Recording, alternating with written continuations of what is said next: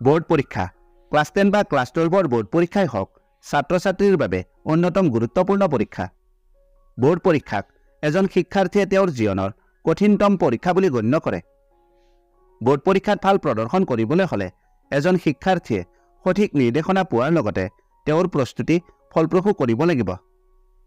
প্ৰস্তুতি চলোৱাৰ সময়ছোৱাত পিতৃ-মাতৃ, শিক্ষক, পথ প্ৰদৰ্শক সকলোৱে সহায় কৰিব, কিন্তু পৰীক্ষা কেন্দ্ৰত শিক্ষাৰ্থীগৰাকী নিজে হাজিৰ হৈ তেওঁৰ শ্ৰেষ্ঠখিনি দিব লাগিব।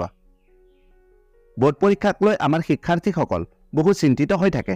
পৰীক্ষাৰ ভয়, উদ্বেগ, চিন্তা, মানসিক চাপ এইবোৰৰ পৰা নিজকে আঁতৰত ৰাখি এজন শিক্ষাৰ্থীয়ে জানিব লাগিব যে বোৰ্ড পৰীক্ষাৰ বাবে কেনেদৰে প্ৰস্তুতি কৰা উচিত। নমস্কাৰ, মই দিগন্ত। আজি আমি এই ভিডিঅ'টোৰ মাধ্যমেৰে এনেকুৱা 11টা সৰ্বোত্তম প্ৰস্তুতি টিপছ আৰু ট্ৰিক্সৰ বিষয়ে আলোচনা কৰিম, যাক অনুসৰণ কৰি কোনো এজন শিক্ষাৰ্থীয়ে বোৰ্ড পৰীক্ষাত তেওঁৰ সৰ্বোত্তম ফলাফল প্ৰদৰ্শন কৰিব পাৰিব আৰু আকৰ্ষণীয় নম্বৰ লাভ কৰিব। সকলো তথ্য ভালদৰে আয়ত্ত কৰিবলৈ তোমালোকে এই ভিডিঅ'টো সম্পূৰ্ণ কৰি শেষলৈকে চাবা। আমাৰ এইটো চেনেলত হাইস্কুল শিক্ষান্ত পৰীক্ষা আৰু উচ্চতৰ মাধ্যমিক চূড়ান্ত পৰীক্ষাৰ বাবে প্ৰয়োজন হোৱা সুপৰিকল্পিত প্ৰস্তুতিৰ বিভিন্ন কৌশল, বিষয় অনুসৰি প্ৰশ্নোত্তৰ, লেচনসমূহৰ সাৰাংশ, শাৰী অনুসাৰে সমিলয় অনুবাদ, অধ্যয়ন কৌশল, মডেল প্ৰশ্ন কাকত আদিৰ দৰে বিভিন্ন শৈক্ষিক বিষয়ত বহুতো ভিডিঅ' উপলব্ধ হৈ আছে। তোমালোকে ভিডিঅ'বোৰ চাবা। ভিডিঅ'বোৰ যদি তথ্য সমৃদ্ধ হয় আৰু ইয়াৰ দ্বাৰা উপকৃত হ'লে লাইক আৰু শ্বেয়াৰ কৰিবা। চেনেলটো যদি ছাবস্ক্ৰাইব কৰা নাই, দৰকাৰী আৰু তথ্য সমৃদ্ধ ভিডিঅ'ৰ নটিফিকেশ্যন পাবলৈ চেনেলটো ছাবস্ক্ৰাইব কৰি লোৱা। বলা এতিয়া আজিৰ কৌশলসমূহৰ বিষয়ে আলোচনা কৰোঁ। প্ৰথমতে, আশাবাদী হৈ থকা। প্ৰস্তুতিৰ সময় পৰীক্ষাৰ আগতে অতিমাত্ৰা চিন্তা, উত্তেজনা, উদ্বেগ আদি বিভিন্ন ধৰণৰ বিষয়ৰ সৈতে আহে। হয়তো চাৰিওফালৰ পৰিৱেশে তোমাক ভয় খুৱাবও পাৰে। পৰীক্ষা কঠিন, প্ৰশ্ন কাকত জটিল, এনেকুৱা কিছুমান কাল্পনিক পৰিস্থিতিয়ে তোমাক বাৰে বাৰে ভয় খুৱাব, কিন্তু তুমি এজন সৈনিক, তুমি নিজে হাৰ মানিব নোৱাৰিবা। নিজক লৈ সদায় আশাবাদী হৈ থাকিবা। সঠিক পৰিকল্পনাৰ সৈতে আশাবাদী আৰু আত্মবিশ্বাসী হৈ থকাটোৱে হ'ল কোনো এটা সমস্যাৰ লগত যুঁজ দিয়াৰ মূল মন্ত্ৰ। দৈনিক ৰুটিন বনাই লোৱা। কোনো এগৰাকী শিক্ষাৰ্থীৰ পঢ়া শুনাৰ বাহিৰে কৰিবলগীয়া অন্য কামবোৰো থাকে। স্কুল, কলেজ, টিউচন, জিৰণি, গৃহ কাৰ্য, খেল ধেমালি, খোৱা লোৱা, এনেকুৱা বিভিন্ন কাম হ'ব পাৰে, আৰু এইবোৰ নিয়াৰিকৈ চলাই নিবলৈ হ'লে এখন উত্তম দৈনিক ৰুটিনৰ প্ৰয়োজন হয়। স্কুল কলেজৰ সময় আৰু টিউচন ক্লাছলৈ যোৱা বা ঘৰতে অনলাইন টিউচন লোৱাৰ বাহিৰেও যিবোৰ অন্যান্য কাম থাকে, নিজৰ সময় সুবিধা অনুসৰি পৰিকল্পনা কৰা আৰু ইয়াক পৰিপাটিকৈ চলাই নিবলৈ এখন নিজা ৰুটিন বনাই লোৱা। নিজৰ শক্তি আৰু দুৰ্বলতাৰ বিষয়ে তুমি ভালদৰে জানা। তুমি কোনটো বিষয়ত বেছি দুৰ্বল, কোনটো বিষয়ত অধিক সময় দিব লাগিব, এই পইণ্টকেইটা লক্ষ্য কৰি এখন ৰুটিন বনাই লোৱা। যদি সময় ব্যৱস্থাপনা জানা, সঠিক সময় ব্যৱস্থাপনাই তোমাৰ প্ৰস্তুতি নিখুঁত কৰি তুলিব। যদি ৰুটিন কেনেদৰে বনোৱা হয় এইটো বিষয়ত কোনো পৰামৰ্শ বা সহায়ৰ প্ৰয়োজন হয়, তেন্তে তুমি এই ভিডিঅ'টো চাই ল'বা।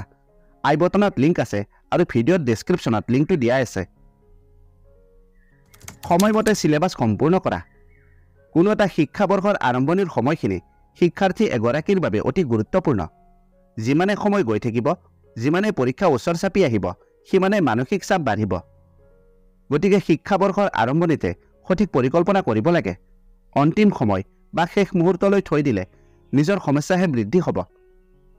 চিলেবাছ সম্পূৰ্ণ কৰাৰ ক্ষেত্ৰত সদায় আগবাঢ়ি থাকিব লাগে, যাতে পৰীক্ষাৰ আগৰ সময়খিনিত ৰিভিজন কৰিবলৈ সময় থাকে আৰু প্ৰশ্ন কাকত সমাধান কৰিবলৈ পৰ্যাপ্ত সময় ৰাহি হয়। মডেল প্ৰশ্ন কাকত সমাধান। কোনো এটা পৰীক্ষাৰ বাবে নিজকে প্ৰস্তুত কৰাৰ পূৰ্বে সেই পৰীক্ষাৰ প্ৰশ্নৰ আৰ্হিৰ বিষয়ে জানি ল'ব লাগে। ইয়াৰ বাবে বিগত কেইবছৰমানৰ প্ৰশ্ন কাকত আৰু নতুন আৰ্হিৰ উন্নত মডেল প্ৰশ্ন কাকত সমাধান কৰি অনুশীলন কৰিব লাগে। তেনে কৰিলে সহজে বুজিব পাৰি যে কোনবোৰ অংশ আটাইতকৈ গুৰুত্বপূৰ্ণ আৰু পাঠ্যক্ৰমৰ কোনবোৰ অংশ সংশোধন কৰিব লাগিব। টপাৰসকলৰ কৌশল আয়ত্ত। পৰীক্ষাৰ বাবে প্ৰস্তুতি কৰাৰ কৌশল আৰু উত্তৰ বহী উপস্থাপন, এনেবোৰ কৌশল সকলোৰে বেলেগ বেলেগ। টপাৰসকলৰ প্ৰস্তুতি কৌশল শুনিলে আৰু তেওঁলোকৰ উত্তৰ বহীসমূহ অধ্যয়ন কৰিলে আমি এইটো বুজিব পাৰোঁ যে কোনো এটা প্ৰশ্নৰ উত্তৰ লিখোঁতে কোনবোৰ গুৰুত্বপূৰ্ণ অংশ সামৰি ল'ব লাগে আৰু কেনেদৰে উত্তৰ বহী উপস্থাপন কৰিব লাগে। বোৰ্ড পৰীক্ষাত উত্তৰ বহী কেনেদৰে উপস্থাপন কৰিব লাগে আৰু উত্তৰ বহীখন কেনেদৰে আকৰ্ষণীয় কৰি নিৰীক্ষকসকলক মুহিব পাৰি এই বিষয়ে আগতে আলোচনা কৰা হৈছে। ডেছক্ৰিপশ্যনত লিংক আছে, এবাৰ সেই ভিডিঅ'টো চাই ল'বা। এই কৌশলৰ দ্বাৰা তোমালোকৰ নম্বৰ বহু পৰিমাণে বৃদ্ধি হ'ব। বন্ধু বান্ধৱীৰ টাইমলাইন বা সময়সূচী অনুসৰণ নকৰিবা।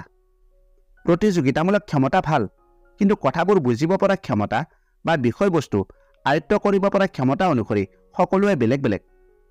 পৰীক্ষাৰ বাবে প্ৰস্তুতি চলাওঁতে নিজৰ ওপৰত সম্পূৰ্ণৰূপে মনোনিৱেশ কৰা আৰু আনসকলে পাঠ্যক্ৰমৰ সৈতে কেনেকৈ মোকাবিলা কৰিছে বা তেওঁলোকে কিমান দ্ৰুতগতিত আগবাঢ়িছে এইবোৰ এৰাই চলিবা। পৰ্যাপ্ত সময় আৰু সঠিক বিৰতি লোৱা। প্ৰস্তুতি কৰা বা ফলপ্ৰসূ অধ্যয়নৰ এটা মূল টিপছ হ'ল পৰ্যাপ্ত সময় বা সঠিক বিৰতি। যদি গোটেই দিনটো পঢ়া শুনাৰ লগত জড়িত হোৱা তেন্তে ই তোমাৰ মন আৰু শৰীৰ ভাগৰুৱা কৰি তুলিব। আমাৰ মন আৰু শৰীৰক সতেজ কৰি ৰাখিবলৈ পৰ্যাপ্ত সময় আৰু সঠিক বিৰতি লোৱা। ইয়াৰ দ্বাৰা প্ৰস্তুতি আৰু অধ্যয়ন অধিক উৎপাদনশীল হ'ব। স্বাস্থ্যৰ যত্ন লোৱা।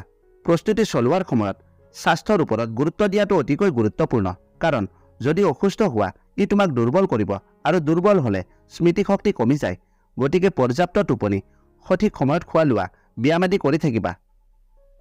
শেষ মুহূৰ্তৰ পৰিকল্পনা কৰা। পৰীক্ষাৰ আগৰ এমাহৰ বাবে এখন ৰুটিন প্ৰস্তুত কৰা, যাতে বিষয়বোৰৰ একোৱে বাদ পৰি নাযায়। প্ৰতিটো বিষয় সমানে গুৰুত্বপূৰ্ণ আৰু প্ৰতিটো বিষয়ত অধিক নম্বৰ লাভ কৰাৰ লক্ষ্য কৰি ল'ব লাগিব। পৰীক্ষাৰ আগতে আনুমানিক সময়ৰ ভিতৰত সকলো সামৰি ল'ব পৰাকৈ শেষ মুহূৰ্তৰ কৌশল প্ৰস্তুত কৰা। মক টেষ্ট।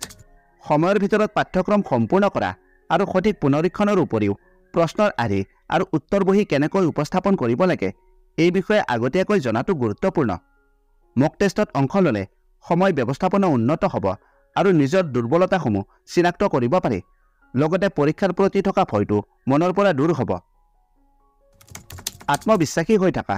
শেষত ক'ব পাৰি যে পৰীক্ষাত ভাল প্ৰদৰ্শন কৰা আৰু ভাল ফলাফল দেখুৱাবলৈ হ'লে আত্মবিশ্বাসী হ'ব লাগিব। আত্মবিশ্বাসী আৰু কঠোৰ পৰিশ্ৰম হ'ল সফলতাৰ মূল চাবিকাঠি।